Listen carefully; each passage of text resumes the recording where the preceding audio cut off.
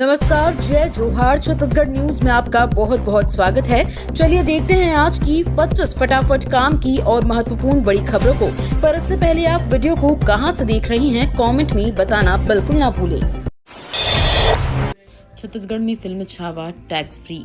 छत्रपति शिवाजी महाराज की बेटी संभाजी महाराज के जीवन पर आधारित फिल्म छावा छत्तीसगढ़ में टैक्स फ्री कर दी गई है। सीएम विष्णुदेव साय ने राजिम कुंभ में मीडिया से चर्चा के दौरान ये घोषणा की। मुख्यमंत्री साय ने कहा कि छत्तीसगढ़ की जनता को देश के गौरवशाली इतिहास से जोड़ने और युवा पीढ़ी में राष्ट्रीय प्रेम और शौर्य की भावना जागृत करने के उद्देश्य से फैसला लिया गया है।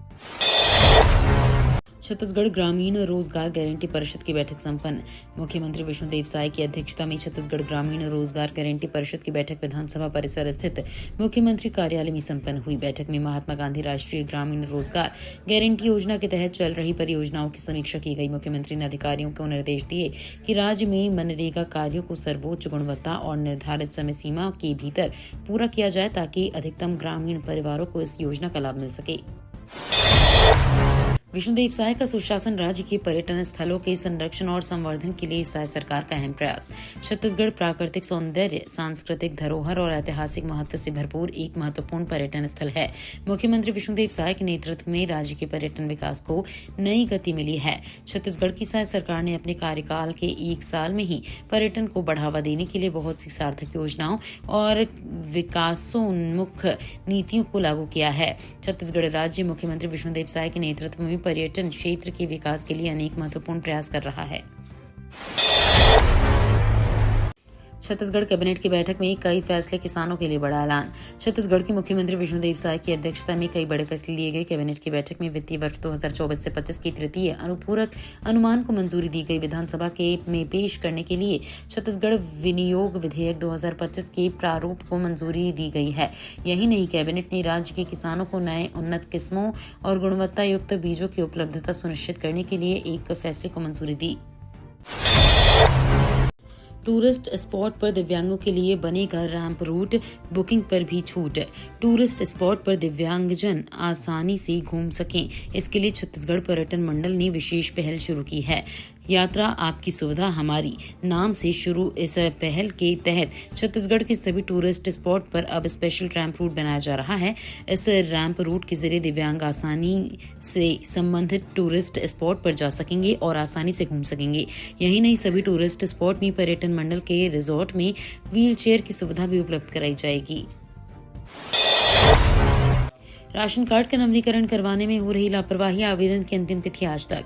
छत्तीसगढ़ के महासमुंद जिले में राशन कार्ड का नवीनीकरण का कार्य जारी है। 5 से 6 बार तिथि बढ़ाने के बाद भी 12,551 राशन कार्ड धारियों ने अब तक नवीनीकरण के लिए आवेदन नहीं किया है। आवेदन की अंतिम तिथि आज निर्धारित की गई है। जिले में कुल 3,25,381 राशन कार्ड धारी वर्तमान में है। 3,12,000 राशन कार्ड धारियों ने नवीनीकरण करा लिया है। 12,551 हितग्राहियों ने अब तक आवेदन नहीं किया है।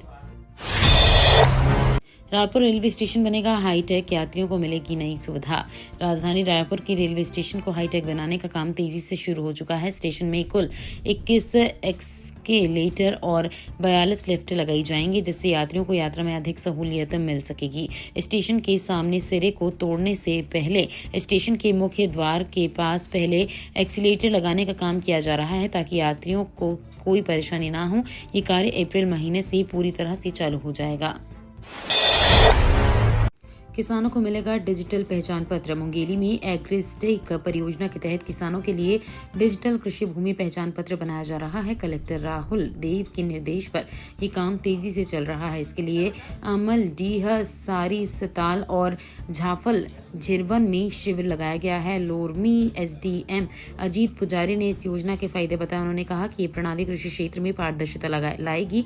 किसानों को अनुदान, बीमा और अन्य सहायता योजनाओं का लाभ आसानी से मिल सकेगा। 3 मार्च को खुलेगा सौगातों का पिटारा। 1,60,000 करोड़ से अधिक का होगा राज्य बजट। साय सरकार का मुख्य बजट वित्तीय वर्ष 2025 से 26 से 1,60,000 करोड़ रुपए से अधिक का होगा। वित्त मंत्री ओपी चौधरी 3 मार्च को बजट करेंगे। इस दौरान वे मुख्य बजट में कई नई योजनाओं के साथ साथ कई घोषणाएं भी करेंगे। बता दें कि वित्त विभाग ने बजट प्रस्ताव तैयार करने के पहले विभागों से पिछली बार से इस बार 8% ग्रोथ करते हुए प्रस्ताव देने को कहा था। इस लिहाज से इस बार मुख्य बजट 1,60,000 करोड़ रुपए से अधिक का होगा। बिजली उपभोक्ताओं के लिए बड़ी खबर। इन 187 उपभोक्ताओं के काटे गए कनेक्शन। आचार संहिता खत्म होते ही बिजली विभाग 200 करोड़ से अधिक की बकाया बिजली बिल को लेकर फिर से एक्शन मोड में आ गया है। पहले ही दिन विभाग ने 187 उपभोक्ताओं की बिजली लाइन काटने की कार्रवाई की है। साथ ही 88 उपभोक्ताओं से 31 लाख रुपए की वसूली की गई। विभाग की माने तो ये कार्रवाई आगे लगातार जारी रहेगी। 20,000 से अधिक बकायेदारों की लाइन काटने की कार्रवाई की जा रही है। छात्रों के लिए बड़ी खुशखबरी। अब 1 साल में ही कर सकेंगे बीएड। बीएड करने वाले विद्यार्थियों की सुनहरा अवसर है। बीएड की डिग्री अगले सत्र से एक बार फिर 1 साल की होगी। एनसीटीई ने इस कोर्स की घोषणा करने के साथ ही अगले माह मार्च में पॉलिसी जारी करने के लिए तैयारी कर ली है। 1 वर्षीय बीएड में दाखिला लेने वाले विद्यार्थियों के लिए शर्त ये रहेगी कि विद्यार्थियों को नई शिक्षा नीति के तहत 4 वर्षीय ग्रेजुएशन कोर्स करना होगा। वहीं 3 साल की ग्रेजुएशन करने वाले विद्यार्थियों के लिए बीएड कोर्स 2 साल का ही रहेगा। नीट क्वालिफाइड छात्रों को मिलेंगे 30 लाख रुपए। नियम के तहत दिए जाएंगी राशि। मेडिकल व डेंटल कॉलेजों में प्रवेश के लिए 2023 में ऑनलाइन पंजीयन कराए सैकड़ों नीट क्वालिफाइड छात्रों की सुरक्षा निधि के 30 लाख रुपए नहीं मिल रहे हैं। छात्रों को राशि वितरण के लिए 27 फरवरी को नेहरू मेडिकल कॉलेज में शिविर लगाया जाएगा। इनमें चिकित्सा शिक्षा विभाग व बैंक के अधिकारी मौजूद रहेंगे। 2 साल बीतने के बाद भी निजी बैंक छात्रों को सुरक्षा निधि नहीं लौटा पाया है। जल जीवन मिशन की अनियमितता पर सदन से कांग्रेस का वॉक आउट। छत्तीसगढ़ में जल जीवन मिशन के क्रियान्वयन में हो रही देरी और कांकेर जिले के चारामा, भानु प्रतापपुर और दुर्गुकोंदल में लोगों को नल से जल नहीं मिलने को लेकर डिप्टी सीएम के जवाब से असंतुष्ट होकर कांग्रेस विधायकों ने सदन से वॉकआउट कर दिया। दरअसल प्रश्नकाल के दौरान कांग्रेस विधायक सावित्री मनोज मंडावी ने कांकेर जिले के चरामा, भानु प्रतापपुर और दुर्गुकोंदल के गांव में दिए गए नल कनेक्शन की जानकारी देने को कहा। सरकारी स्कूलों में बदलाव। यूनिफॉर्म का बदला कलर। नए लुक में नजर आएंगे बच्चे। राज्य सरकार ने स्कूली बच्चों की यूनिफॉर्म का रंग बदलने का फैसला किया है। मुख्यमंत्री की पहल पर न केवल यूनिफॉर्म का कलर बदला जाएगा बल्कि ड्रेस की गुणवत्ता में भी सुधार किया जाएगा। नए शिक्षा सत्र से नई यूनिफॉर्म लागू करने की तैयारी चल रही है। ग्रे कलर की होगी स्कूलों के बच्चों की यूनिफॉर्म। अभी तक छत्तीसगढ़ की सरकारी स्कूलों के बच्चों की यूनिफॉर्म आसमानी रंग की शर्ट और नेवी ब्लू पैंट या स्कर्ट ही होती थी, लेकिन अब इस यूनिफॉर्म का रंग बदलकर ग्रे कर दिया जाएगा। 1 मार्च से शुरू होंगे छत्तीसगढ़ बोर्ड 12वीं कक्षा के एग्जाम। छत्तीसगढ़ माध्यमिक शिक्षा बोर्ड ने 1 मार्च से शुरू होने वाली 10वीं और 12वीं की बोर्ड परीक्षाओं को सभी तैयारियां पूरी कर ली हैं। बोर्ड परीक्षा की गोपनीय सामग्री का वितरण भी कर दिया गया है। साथ ही जिला शिक्षा अधिकारियों को परीक्षा के संचालन के लिए आवश्यक दिशा निर्देश जारी किए गए हैं। परीक्षा में नकल रोकने के लिए जिला और ब्लॉक स्तर पर उड़न दस्ता टीमें और कंट्रोल रूम बनाए गए हैं।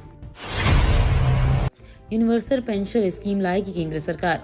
केंद्र सरकार देश के सभी नागरिकों के लिए यूनिवर्सल पेंशन स्कीम लाने की तैयारी कर रही है। इसमें गैर संगठित क्षेत्र के लोगों को भी शामिल किया जाएगा। वहीं भारत की लो कॉस्ट एयरलाइन स्पाइसजेट को वित्त वर्ष 2024 से 25 की तीसरी तिमाही में 25 करोड़ रुपए का मुनाफा हुआ है। वहीं मार्च महीने में अलग अलग राज्यों व शहरों में कुल 14 दिन बैंक बंद रहेंगे। 5 रविवार और दूसरे चौथे शनिवार के अलावा 7 दिन अलग अलग जगहों पर बैंकों में कामकाज नहीं होगा। दुकान एवं स्थापना अधिनियम 2017 के तहत श्रम पहचान संख्या पंजीकरण अनिवार्य। छत्तीसगढ़ शासन श्रम विभाग द्वारा जारी अधिसूचना के अनुसार छत्तीसगढ़ दुकान एवं स्थापना अधिनियम 2017 को पूरे राज्य में प्रभावशील किया गया है। इसके तहत 10 या उससे अधिक कर्मचारियों को नियोजित करने वाली सभी दुकानों एवं स्थापनाओं के लिए श्रम पहचान संख्या प्राप्त करना अनिवार्य किया गया है। श्रम पहचान संख्या पंजीयन के लिए 6 माह की समय अवधि निर्धारित की गई है। जगदलपुर में जल संकट गहराया। बस्तर की प्राणदायिनी इंद्रावती नदी गर्मी की शुरुआत के साथ ही सूखने लगी है। चित्रकूट जल प्रताप की धारा कम हो गई है और शहर की बसाहटों के लिए पर्याप्त पानी नदी में उपलब्ध नहीं है। लंबे समय से छत्तीसगढ़ और उड़ीसा के बीच इंद्रावती नदी जल विवाद चल रहा है। दरअसल इंद्रावती नदी उड़ीसा के नजदीक अपने सहायक जोरा नाला में धीरे धीरे डाइवर्ट होकर समाप्ति जा रही है। बता दें कि रिवर पायरेसी का ये देश में पहला मामला है जिसमें नदी अपना मूल प्रवाह बदलकर अपने सहायक नाले में समाती जा रही है। नक्सली हमले में घायल जवान को मिली राहत, सुकमा ट्रांसफर पर हाई कोर्ट ने लगाई रोक। नक्सली हमले में घायल जवान की सुकमा ट्रांसफर पर हाई कोर्ट ने रोक लगा दी है। आरक्षक दिनेश ओगरे को 2016 में बीजापुर में गोली लगी थी। 2018 में उनका एक्सीडेंट हुआ था जिसमें वो घायल हो गया था। उनके पैर में स्टील रॉड लगी थी। उन्होंने डीजीपी सर्कुलर का हवाला देकर अपनी ट्रांसफर को हाईकोर्ट में चुनौती दी गई थी। इस पर कोर्ट ने स्थानांतरण और रिलीविंग आदेश पर रोक लगा दी है। दीपक बैज ने बीजेपी पर लगाया सियासी आरोप, कहा जिला पंचायत सदस्यों को डरा धमका रही भाजपा। छत्तीसगढ़ के रायपुर में कांग्रेस प्रदेश अध्यक्ष दीपक बैज ने भाजपा पर सियासी आरोप लगाया है। उन्होंने कहा कि जिला पंचायत चुनाव में कांग्रेस समर्थित सदस्यों को पैसे और महंगी गाड़ियों का लालच दिया जा रहा है। भाजपा सत्ता और प्रशासनिक दबाव का इस्तेमाल कर कांग्रेस की जिला पंचायत और जनपद सदस्यों को डराने धमकाने में लगी हुई है। बैज ने दावा किया कि चुनाव परिणामों में प्रदेश भर में सबसे अधिक कांग्रेस समर्थित सरपंच और जनपद सदस्य जीते हैं। छत्तीसगढ़ के निगम दफ्तरों में गंगा जल छिड़काव पर सियासत। रायपुर नगर निगम के बाद बिलासपुर में निगम दफ्तरों में भी गंगा जल छिड़काव की बात सामने आई है। रायपुर में मेयर पद का शपथ ग्रहण हो गया है, वहीं बिलासपुर में इसका कल आयोजन होगा। इस बीच गंगा जल को लेकर कांग्रेस बीजेपी में जमकर बयानबाजी का दौर चल पड़ा है। कांग्रेस का कहना है कि भाजपा नेता अपना मानसिक शुद्धिकरण करें। इस पर बीजेपी ने जवाब दिया है कि कांग्रेस को हमेशा सनातन परंपराओं से परेशानी क्यों रही है। श्री राम से कुंभ से अब गंगाजल से भी दिक्कत हो रही है। छत्तीसगढ़ विधानसभा बजट सत्र, नल जल योजना पर अजय चंद्राकर ने मंत्री अरुण साव को घेरा। छत्तीसगढ़ विधानसभा बजट सत्र के तीसरे दिन नल जल योजना पर कई सवाल पूछे गए। सबसे पहले विधायक गोमती साय ने पूछा कि जल जीवन मिशन योजना पिछले 5 साल में भ्रष्टाचार की भेंट चढ़ गई थी। अब इसे ठीक करने के लिए क्या क्या किया जा रहा है। मंत्री अरुण साव ने जवाब दिया कि जल जीवन मिशन 2019 में शुरू की गई। छत्तीसगढ़ में 2019 की बजाय 2021 में ये योजना शुरू हुई। बाकी सभी के टेंडर हुए, लेकिन नलकूप टेंडर अप्रैल 2023 के बाद शुरू हुआ। छत्तीसगढ़ में 2 डिग्री लुढ़का रात का पारा। छत्तीसगढ़ में इन दिनों मौसम का मिजाज बदला हुआ है। दिन में तेज धूप के साथ गर्मी और रात के समय में ठंडी का एहसास हो रहा है। इस बीच न्यूनतम तापमान में 2 डिग्री गिरावट दर्ज की गई है। हालांकि आज गुरुवार को एक बार फिर रात का पारा बढ़ने की संभावना है। साथ ही अधिकतम तापमान में भी बढ़ोतरी हो सकती है। टीबी मरीजों के लिए निक्षय मित्र बने राज्यपाल डेका, प्रदान की 2,25,000 रुपए राशि।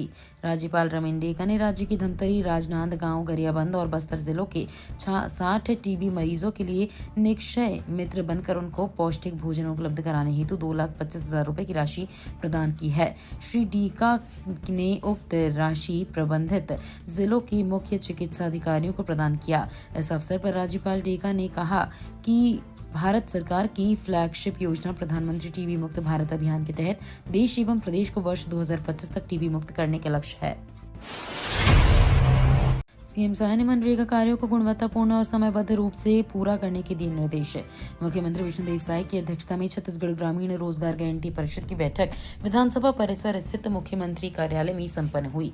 बैठक में महात्मा गांधी राष्ट्रीय ग्रामीण रोजगार गारंटी योजना के तहत चल रही परियोजनाओं की समीक्षा की गई। मुख्यमंत्री ने अधिकारियों को निर्देश दिए कि राज्य में मनरेगा कार्यों को सर्वोच्च गुणवत्ता और निर्धारित समय सीमा के भीतर पूरा किया जाए ताकि अधिकतम ग्रामीण परिवारों को इस योजना का लाभ मिल सके। ये तो थी आज की बड़ी खबरें।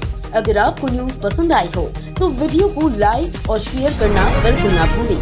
धन्यवाद।